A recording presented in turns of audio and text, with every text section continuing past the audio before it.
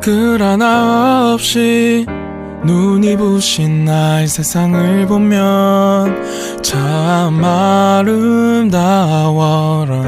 향기로운 꽃 우뚝 솟은 나무 옆에 보이는 빌딩도 너무 예뻐라. 어떻게 이렇게 나 예쁠 수가 있는지 누군가가 없었다면 가능이나 했을지. 하지만 저기 저 끝에서 여기를 지나서 반대편 끝까지 복잡한 일상은 가득해.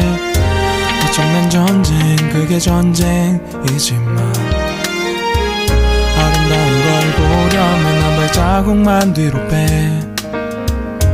복잡한 일상, 가득한 일상에만 빠져 있으면 절대로 볼 수가 없어 아름다운 거. 그때 내가 가야 할 곳 stop. 주님은 내 피난처, 주님은 내 피난처. 하루의 시작을 주님과 함께 10월 21일 매일 성경 큐티를 시작하도록 하겠습니다. 오늘 함께 읽을 성경은 시편 31편입니다. 우리의 몸과 마음 그리고 뜻을 다해서 함께 읽도록 하겠습니다. 여호와여, 내가 주님께 피하오니 부끄러움을 당하지 않게 해주소서. 주님의 의로우심으로 나를 구원하여 주소서. 나의 애원하는 소리에 귀 기울여 주시고 빨리 오셔서 나를 건져 주소서.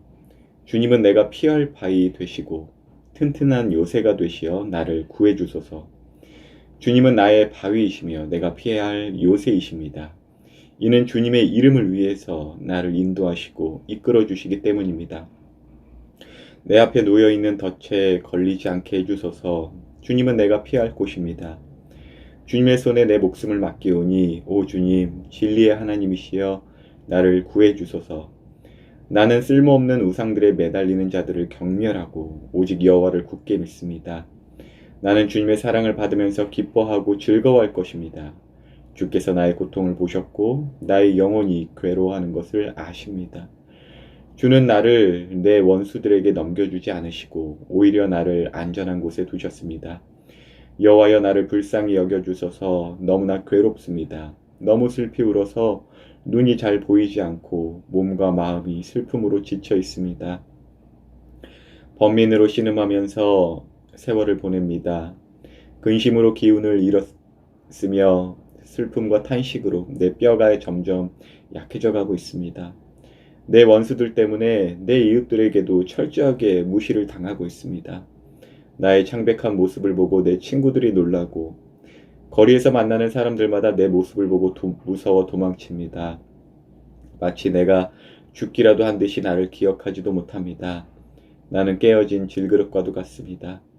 나를 업신여기고 비방하는 말들을 들었습니다. 사방에서 무시무시한 소리가 내게 들려옵니다.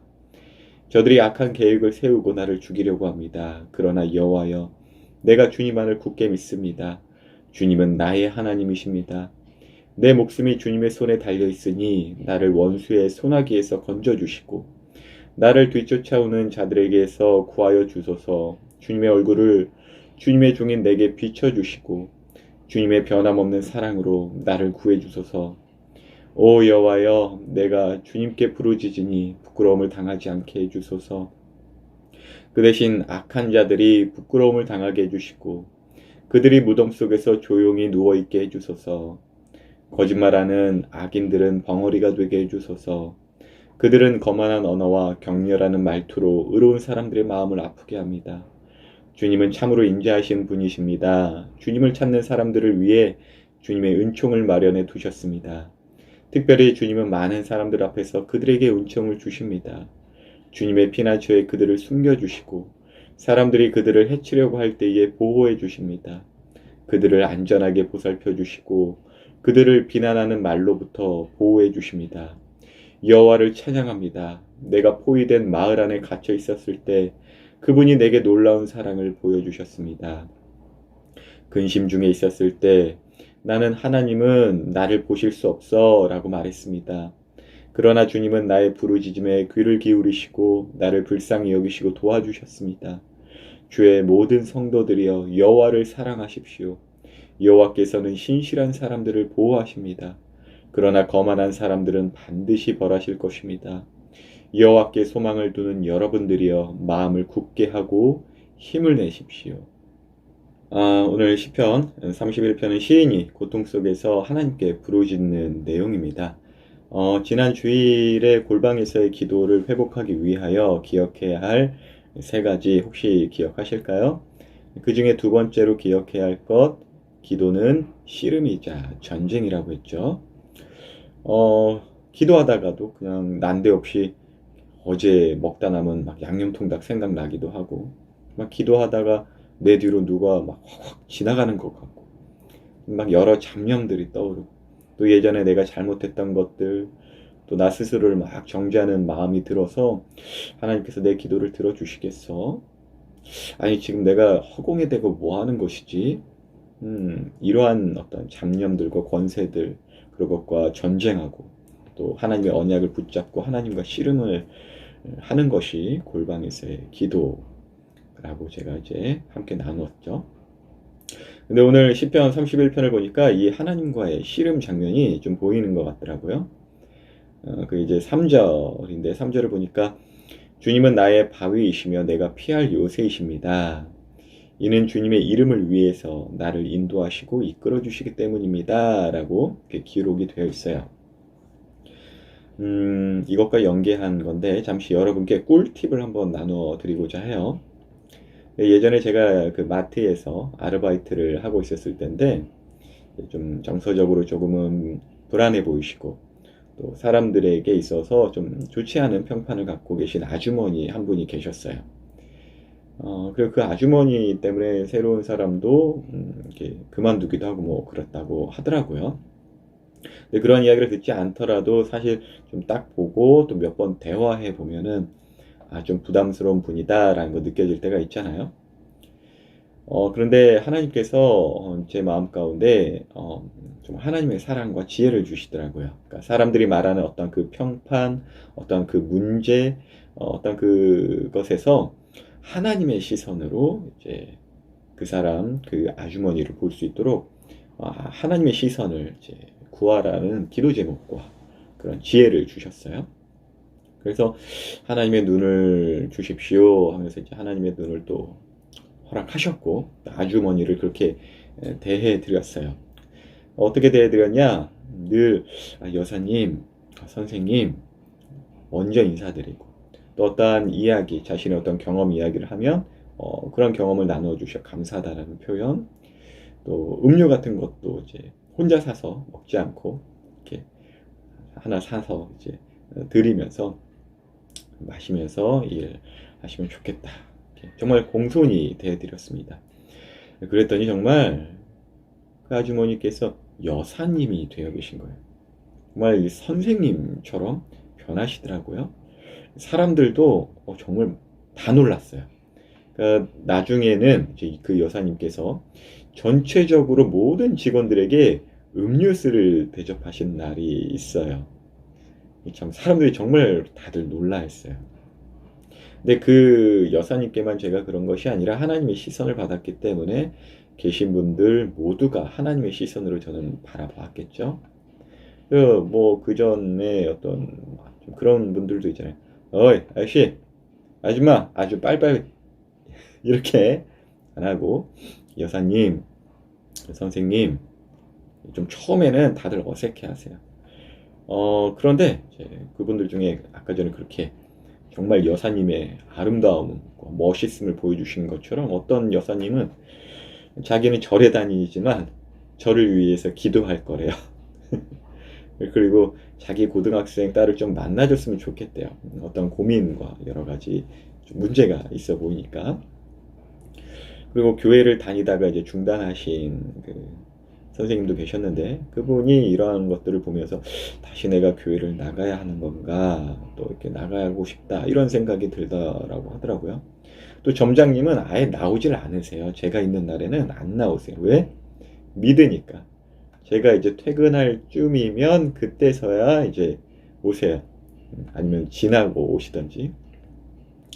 그때 이제 일하면서 일일이 전도 편지도 쓰고 또 하나님의 말씀 이런 거 적어서 이제 음료나 먹을 것과 함께 매주마다 드렸어요. 한 번 이렇게 뭐 전도지 드리고 그런 게 아니라 제가 직접 만들어서 어떤 저의 삶과 사연이 닮은 나의 노래를 담아서 이렇게 드렸죠. 뭐 그렇다고 저는 뭐 그곳에서 뭐 실수 없이 뭐 이렇게 일 잘했냐? 아니에요. 수박 몇 통 깨먹고요. 그 대걸레 빨아놔야 되는데 빨아놓지도 못하고요. 그런데 모든 분들이 그렇게 여사님, 선생님들이 되어 있다 보니까 화를 안 내시더라고요. 그리고 제가 이제 그 물걸레, 대걸레 빨아놓지 못하면 그 여사님, 아까 전에 그 정말 여사님의 본래 모습을 보여주신 그 여사님, 그 직접 소독까지 다 해서 다 말려놓으세요. 그리고 저 쉴 때는 들어오지도 않으세요. 그러니까 와도 되는데 그런 걸로 좀 무슨 일이 있었던 건지는 모르겠지만 아무튼 쉬는데 방해될까. 그러니까 정말 그분은 그 전에 어떠한 사람들이 어떤 이미지로서의 그 사람, 그 아주머니의 존재인 것이 아니라 그러니까 정말 남들을 배려하고 귀하게 여길 줄 아는 여사님이셨던 것이죠. 모든 분들이 본래의 자신의 이름을 찾아가는 것을 제가 좀 본 게 있어요. 여러분에게 나눠드릴 꿀팁이란 건 뭐냐면 여러분들 슈퍼든 문방구든 뭐 어디든 갈 때 아저씨, 아저씨 이럴 수 있고 우리 친구들은 안 그럴 것 같은데 가끔 또 기분이 상하면 그럴 수 있잖아요. 또 뭐 아저씨란 말이 그 나쁜 말은 아니에요. 정겹기도 하잖아요. 내 어떠한 그 호칭이 어떠한 상황, 정황 따라 좀 사람을 내리 까는 호칭이 될 수도 있다.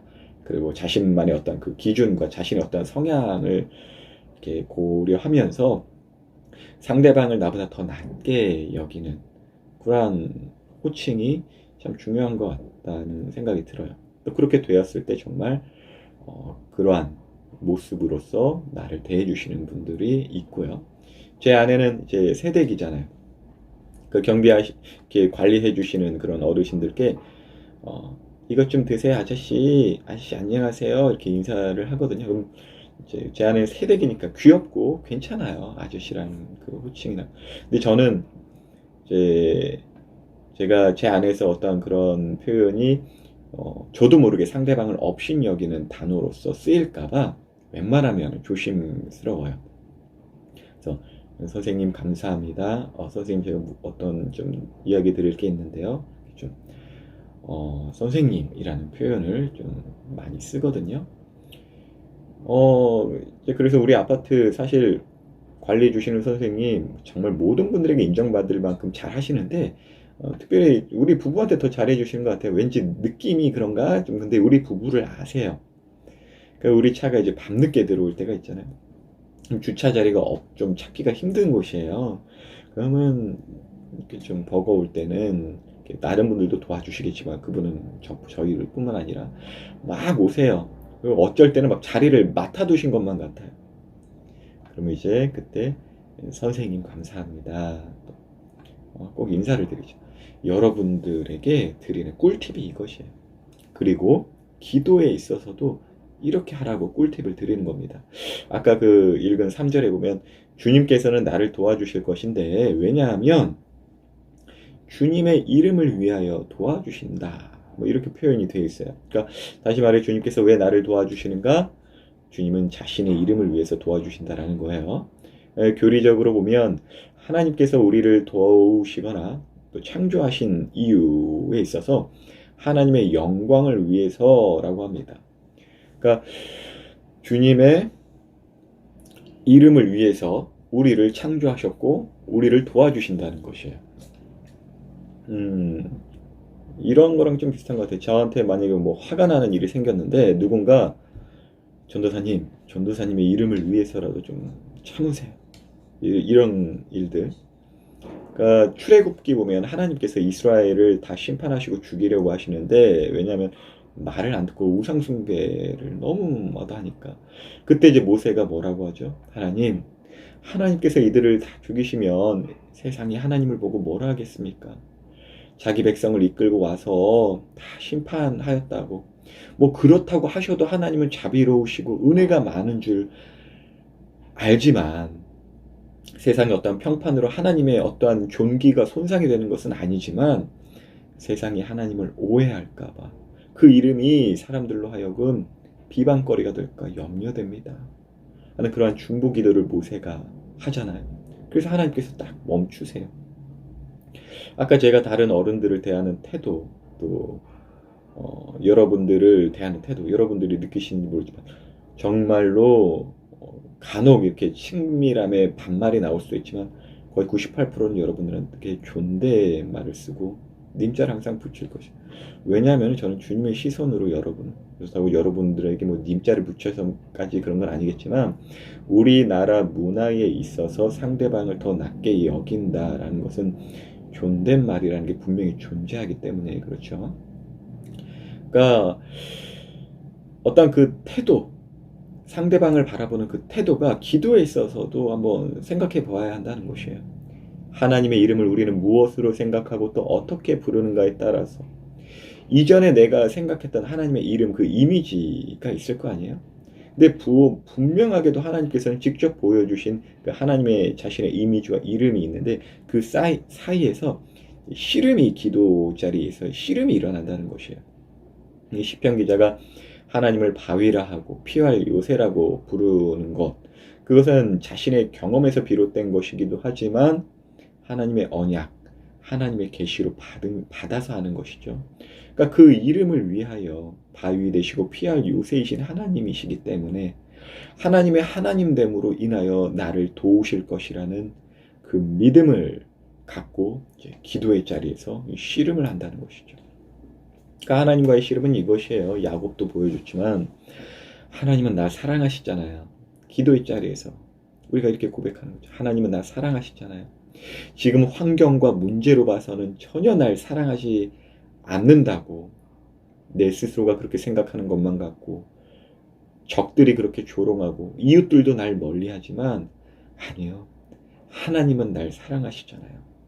22절에 이렇게 보면 이렇게 기록되어 있어요. 근심 중에 있었을 때 나는 하나님은 나를 보실 수 없어 라고 말했습니다 라고 이렇게 기록되어 있는데, 그런 내 안에 있었던 그 하나님의 어떠한 잘못된 이미지들까지도 끄집어내어서 이제 씨름하는 거예요.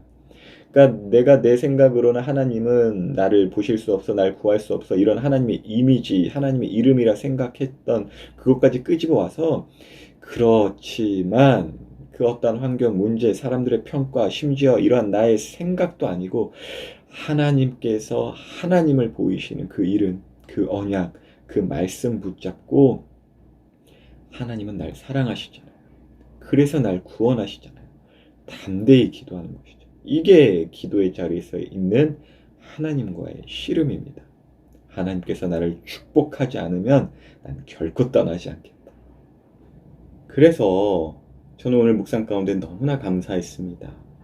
내가 생각하는 하나님의 어떤 이름, 또 사람들이 생각하는 어떤 하나님의 이름을 위하여 하나님께서 일하시는 것이 아니라 하나님께서 계시하시고 보여주신 그 이름, 곧 나를 사랑하시는 그 하나님, 또 나와 함께 하신다는 그 임마누엘의 하나님의 그 이름을 위하여 우리를 창조하시고 구원하신다는 것에 너무나 감사드렸습니다. 또 이러한 하나님의 이름을 알고 있는 자에게 있어서 또 하나님에게 부여받은 우리의 본래 이름을 알고 있겠죠.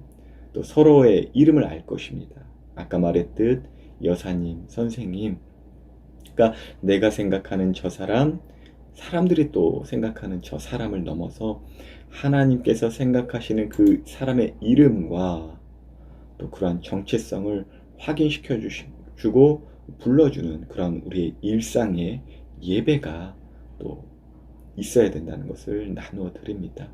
그것이 창조이고 그것이 구원이겠죠. 이러한 창조와 구원의 역사가 오늘도 우리에게 나타나기를 예수님의 이름으로 기도합니다. 티끌 하나 없이 눈이 부신 나의 세상을 보면